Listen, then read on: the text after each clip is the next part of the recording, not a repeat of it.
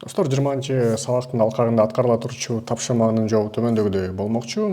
Анын алкагында сиздер ушул кыргыз тилиндеги 4 сап ырды жазып, ар бирин тийиштүү тегтин ичине курчап киргиздиришиңер керек болчу. Мисалы, биринчи сап H1 тегинин ичине аныкталыш керек болчу, экинчи сап H2 теги менен курчалат, үчүнчү сап H3 теги менен курчалып, ал эми акыркы сап болсо P теги менен курчалып параграф болуп аныкталмак.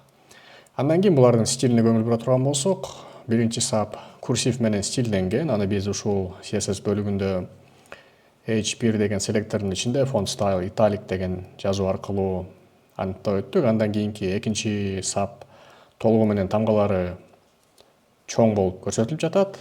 Биз мисалы HTML-дан көрүп жатабыз.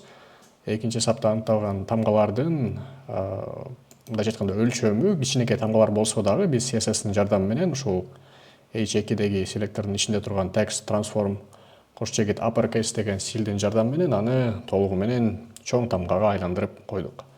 Андан кийин үчүнчү сап жөнүндө сүйлөй турган болсок, мунун түсүн биз жөн гана ошол H3 селектордун ичине color кош чегит blue деген сыпат же болбосо стилди аныктоо аркылуу аны көккө боеп койдук.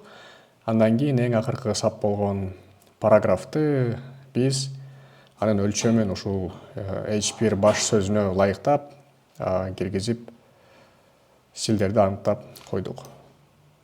Ушул тапшырманын жообу биз көрсөткөн, карап өткөн түрдө аткарылыш керек болчу.